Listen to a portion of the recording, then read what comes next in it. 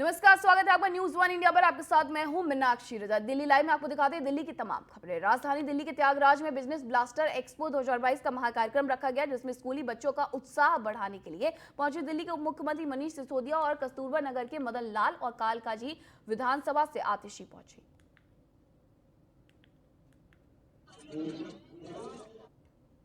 दिल्ली सरकार का ये सरकारी स्कूल के 11वीं 12वीं के बच्चों का इन्वेस्टमेंट समिट हो रहा है और ये देश और शायद दुनिया का पहला अपने आप में अनोखा इन्वेस्टमेंट समिट है, जहां 11वीं और 12वीं के स्कूलों में पढ़ने वाले बच्चे, 11वीं 12वीं की क्लास में पढ़ने वाले बच्चे अपने बिजनेस आइडियाज़ बनाते हैं, अपने बिजनेस मॉडल में कुछ सक्सेसफुल करके दिखाते हैं। सरकार की मदद से, सरकार से उनको सीड मनी मिलता है और वो अपने बिजनेस में कुछ सक्सेसफुल करके दिखाते हैं अपने आइडिया पर, और उसके बाद एक कंपटीशन के ज़रिए इन्वेस्टमेंट समिट में आते हैं।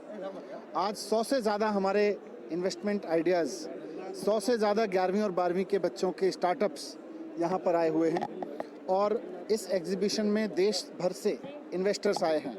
मैं सुबह यहाँ घूम रहा हूँ, बच्चों से बात कर रहा हूँ, तो मुझे इन्वेस्टर्स आके बता रहे हैं वो चंडीगढ़ से आए हैं, कानपुर से आए हैं, देश के कोने कोने से इन्वेस्टर्स आए हुए हैं और हमारे बच्चों के आइडियाज़ में इन्वेस्ट कर रहे हैं। अब दिल्ली सरकार का ये सरकार। नमस्कार दोस्तों, मैं हूं कमल किशोर और आप देख रहे हैं न्यूज़ वन इंडिया। इस समय मैं मौजूद हूं दिल्ली के त्यागराज स्टेडियम में, जहां बिजनेस ब्लास्टर को लेकर पिछले कई दिनों से एक कार्यक्रम रखा जा रहा था। आज एक्सपो का एक बहुत ही लार्ज स्केल पे कार्यक्रम रखा है त्यागराज स्टेडियम में। मैं बता दूं, इस कार्यक्रम में अभी दिल्ली के उप मुख्यमंत्री मनीष सिसोदिया जी अभी पहुंचने वाले हैं और अभी हमारे साथ कस्तूरबा नगर के आप विधायक मदन लाल जी भी है। सर, क्या कहेंगे आज बिजनेस ब्लास्टर के आज के कार्यक्रम में? देखिए, दिल्ली के माननीय मुख्यमंत्री अरविंद केजरीवाल जी ने और माननीय मनीष सिसोदिया जी ने जिस तरीके से दिल्ली में शिक्षा में क्रांति लाई है, उसी के तहत एक और प्रोग्राम उन्होंने शुरू किया है, बिजनेस ब्लास्टर्स, जहां बच्चों को बिजनेस करने का, बिजनेस को आगे प्रमोट करने का हुनर सिखाया जाता है और तालीम दी जाती है कि वो स्कूल के बाद कहीं बिजनेस में एंटर करें, वो नौकरी मांगने वाले ना बने बल्कि नौकरी देने वाले बने। उसी श्रृंखला में अगर आज आप देखेंगे यहाँ पूरे स्टेडियम में, त्यागराज स्टेडियम में, तो सब जगह केवल बच्चों ने अपने स्टॉल्स लगाए हैं, अपनी प्रतिभा का उल्लेख किया है और बताया कि वो कितने ज़्यादा कामयाब हो सकते हैं बिजनेस के मामले में, जिसमें माननीय मुख्यमंत्री जी की तरफ से पूरी सपोर्ट दी जाती है। आप किसी भी स्टॉल पे देखेंगे तो आपको लगेगा कि उनके जो प्रोडक्ट हैं वो किसी भी प्रोफेशनल कंपनी या प्रोफेशनल व्यक्ति से कहीं भी बराबरी की टक्कर लेते नजर आएंगे। बात की जाए जो यहाँ पे जो इनको प्रॉफिट हो रहा है, इसका प्रॉफिट का किस तरीके से देखा जाता है? जो देखिए, यहाँ ये प्रॉफिट मेकिंग नहीं है, यहाँ सिखाने का इम्पोर्टेंट है।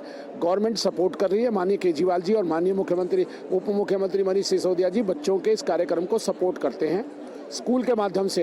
ये बच्चे जब स्कूल पास कर लेंगे तो उसके बाद ही अपनी फैक्ट्री, अपना उद्योग, अपना रोजगार धंधा चलाएंगे और जैसा मैंने कहा, जैसा सरकार की इच्छा है कि नौकरी मांगने वाले न बनो बल्कि नौकरी देने वाले बनो, जिससे आपको बेरोजगारी खत्म करने में कामयाबी मिलेगी और बहुत सारे लोगों को रोजगार मिलेगा। धन्यवाद हमसे बात करने के लिए। तो ये थे हमारे आप विधायक मदन लाल जी, इन्होंने बताया कि किस तरीके से जो है बिजनेस ब्लास्टर को यहाँ पर जो है दिल्ली सरकार बढ़ावा दे रही है। कैमरामैन दीपक के साथ मैं Kamal Kishore, news one India.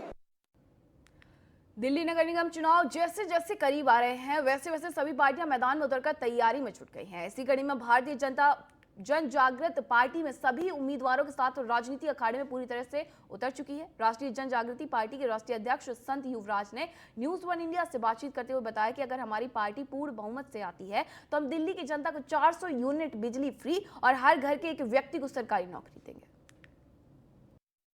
अभी हमारे साथ मौजूद है भारतीय जन जागृति पार्टी के राष्ट्रीय अध्यक्ष संत युवराज जी। आइए उनसे जानते हैं दिल्ली में जो आने वाले एमसीडी इलेक्शन है उसको लेके क्या इनकी वो है। नमस्कार दोस्तों, जो कि मैं भारतीय जन जागृति पार्टी की ओर से और पूरी पार्टी को हम चुनाव लड़ा रहे हैं और सभी सीटों पर एमसीडी में हमारे प्रत्याशी खड़े हो रहे हैं और अभी फ़िलहाल में 150 प्रत्याशी जो कि एमएलए के चुनाव में खड़े हुए हैं और उनमें मैं खुद योगी जी के सामने खड़ा हुआ था गोरखपुर में, जो मैंने समाजवादी पार्टी को उस सीट पर अपना समर्थन दे दिया था जी। और सर, जो एमसीडी इलेक्शन दिल्ली में है उसको लेके क्या वो तैयारी है? देखो, हमारी पूरी तैयारी है क्योंकि उसका कारण है हमारे जो कि बंदे, हमारे जो प्रत्याशी जीतेंगे, उसका कारण यह है कि जो कि यहाँ पर जो भी केजरीवाल ने किया काम वो ठीक है अपनी जगह पर सबसे बड़ा बात है हर घर घर में दुकानें खुलवा दी हैं, हर गली मोहल्लों में शराब की दुकानें खुलवा दी हैं और ये बहुत ज़्यादा गलत है। और कई चीज़ें ऐसी हैं जिन बातों को हम सामने नहीं बोल सकते हैं। ये केजरीवाल सरकार फेल है और यहाँ पर बीजेपी फेल है, कांग्रेस फेल है और अब एक ही विकल्प है भारतीय जन जागृति पार्टी बीजेजेपी, जो हमारी पार्टी है जिसका चुनाव चिन्ह गैस सिलेंडर है। तो सभी सीटों पर हम प्रत्याशी उतार रहे हैं और हम जो कि अपना किसी का सहयोग नहीं ले रहे, किसी को समर्थन नहीं ले रहे, दिल्ली में खुद खड़े हो रहे हैं और सभी प्रत्याशी बड़े उत्सुक हैं और अब की बार एमसीडी में सरकार में हमारी दावेदारी होगी। जैसे कि दिल्ली में अगर एमसीडी में आपकी सरकार आती है तो ऐसा क्या अलग करेंगे आप? एक तो ये जो शराब के ठेके हैं इनको समाप्त करा देंगे और ये जो कि कुछ बहुत गलत काम होते हैं जिनको हम बता नहीं सकते हैं, उन सभी चीज़ों को दूर करेंगे और जो भी कमियां विकास में रह रही हैं उनको हम जो कि सही तरीके से वो करेंगे और 400 यूनिट बिजली फ्री देंगे हर घर के लिए और जो कि और जितने भी ज़्यादा से ज़्यादा हम रोजगार पर ध्यान देंगे, हर घर में एक नौकरी देंगे। ये हमारा जो कि पूरा जो कि अभियान है। हम चाहते हैं रोजगार बढ़े, नौकरी बढ़े और जो कि अधिक से अधिक जो भी समस्याएं हैं, जन समस्याएं, उन समस्याओं को दूर करेंगे और नशा मुक्त हो दिल्ली। ये बात करने के लिए मौजूद थे मेरे साथ संत युवराज जी। दिल्ली से मैं आकाश शर्मा। आगामी एमसीडी चुनाव को लेकर सियासी दलों में उठापटक का माहौल बना हुआ है। कांग्रेस पार्टी छोड़कर आम आदमी पार्टी में शामिल हुए विनोद नगर वेस्ट से कुलदीप भंडारी ने बताया कि सीएम अरविंद केजरीवाल और मनीष सिसोदिया के कामों से प्रभावित होकर उन्होंने ये कदम उठाया और आने वाले चुनाव में अगर पार्टी उन्हें मौका देती है तो वो इलाके के लिए भरपूर काम करेंगे। आप पार्टी के नेता कुलदीप भंडारी ने न्यूज 1 इंडिया से खास बात करते हुए क्या कुछ कहा, आपको सुनवाते हैं।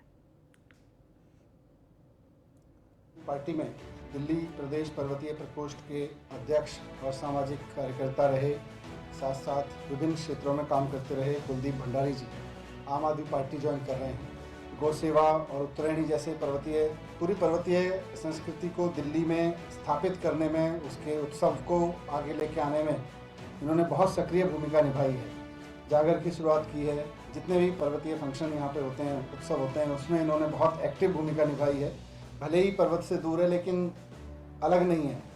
दिल्ली में रहने वाले हर एक पर्वतीय व्यक्ति को ये एहसास कराना कि उनकी बहुत जिम्मेदारी रही है। उनके साथ साथ उनकी श्रीमती जी मधु भंडारी जी भी ज्वाइन कर रही हैं आम आदमी पार्टी आज, क्योंकि वो भी मैंने खुद देखा है लगातार गौ सेवा से लेके और कामधेनु सेवा, रामलीला वगैरह में, उत्तरायणी में लगातार खूब सक्रिय रही हैं। साथ में अभी भी धार्मिक यात्रा से ही आज लौटी हैं और साथ साथ उनके साथ उनकी टीम के करीब 40 लोग और हैं जो बाहर हैं, लेकिन साथ हमारे कुछ प्रमुख साथी, उनमें से प्रमोद गुप्ता जी हैं सेवा दल से।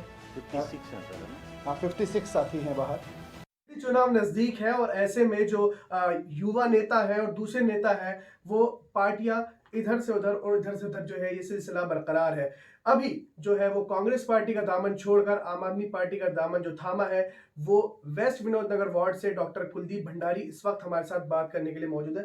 सर, जिस तरीके से कांग्रेस पार्टी छोड़कर और आम आदमी पार्टी आने का ये फैसला किस वजह से लिया आपने? देखो, वजह तो कई है, क्योंकि ये वार्ड जो है ये मेरा परिवार है और मैं पिछले 15 सालों से इस वार्ड की सेवा कर रहा हूँ बिना किसी पद पे होते हुए भी।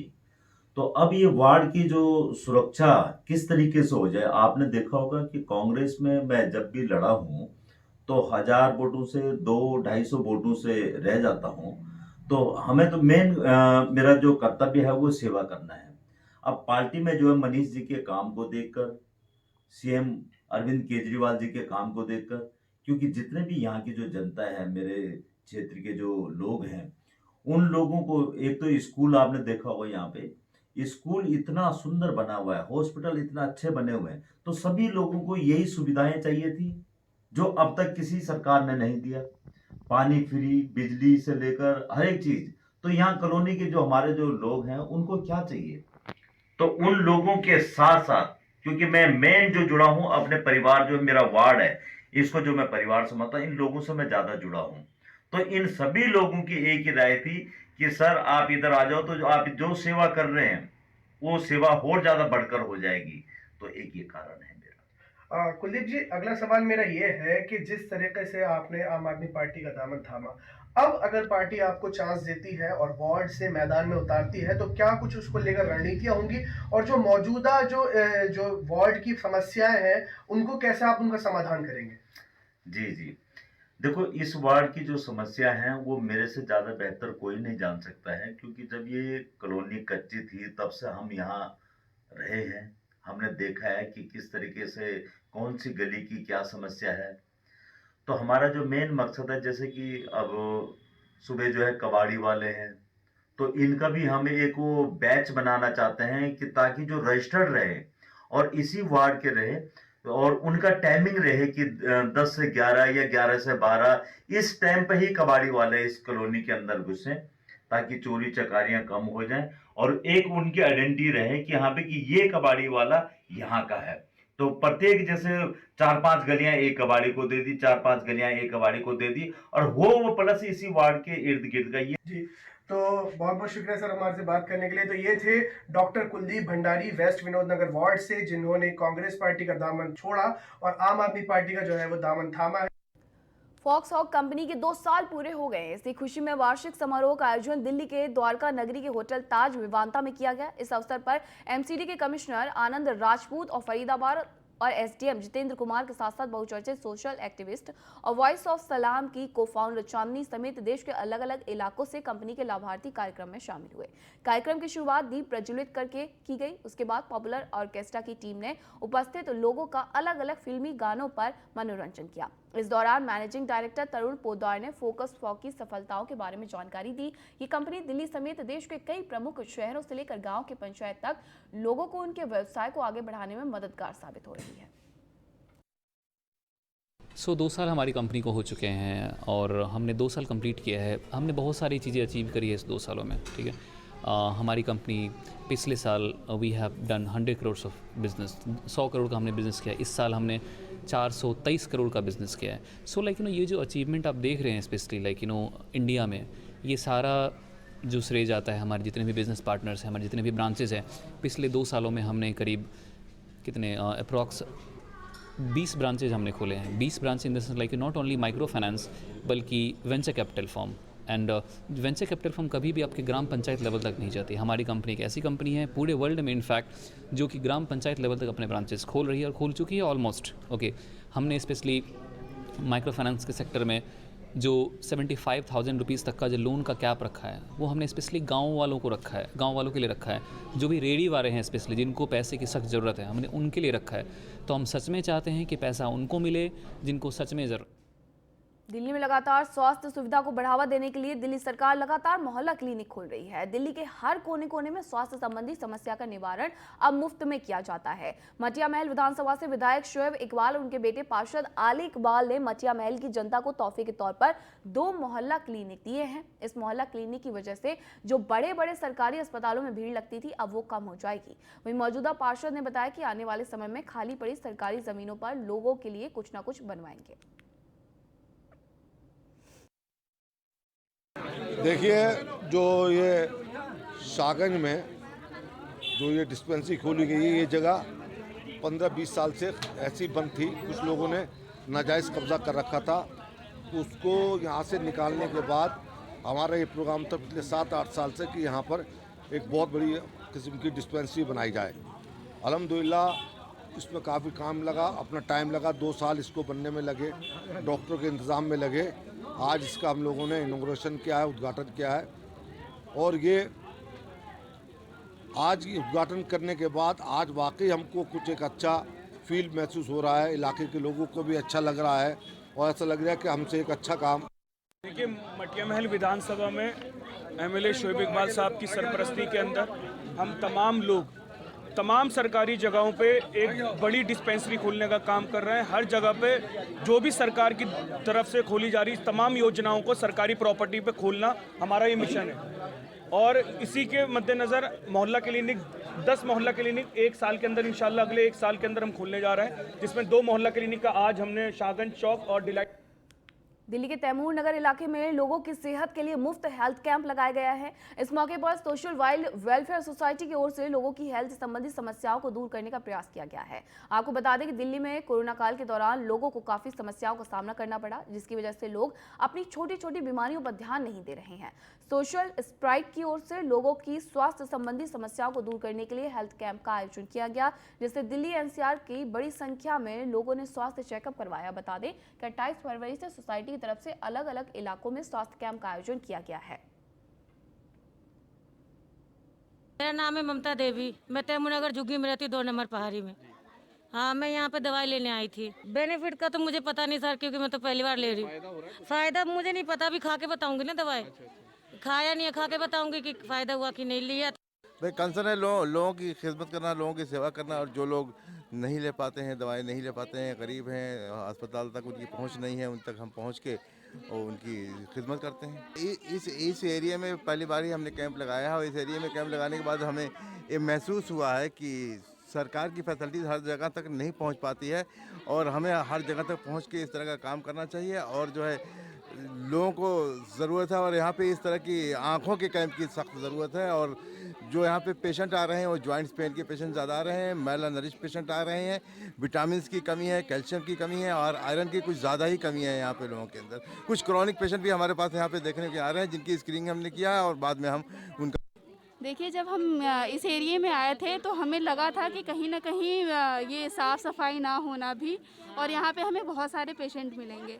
पहली बार तैमूर नगर में हमारी तरफ से ये कैंप लगाया जा रहा है। आगे भी जैसा कि यहाँ पे इशू मिल रहे हैं कि आई चेकअप होना चाहिए, तो इसके लिए भी हम कैंप लगाएंगे, और हो सके तो साफ़ सफाई के लिए। ये जो है मेडिकल कैंप और मेडिकल हेल्थ के इश्यूज़ पे ज़्यादा इसने काम किया है, और मुझे यही बातें अच्छी लगी कि इसने जो है स्लम एरिया में, गरीबों में, जो ज़रूरतमंद है, उनके दरमियान ऐसा अच्छा काम किया। इसीलिए मैंने फ्री ऑफ कॉस्ट, जो हमारे पास टाइम है, श्रमदान कैसे कहते हैं, मैं वक्त की सेवा इस सोसाइटी।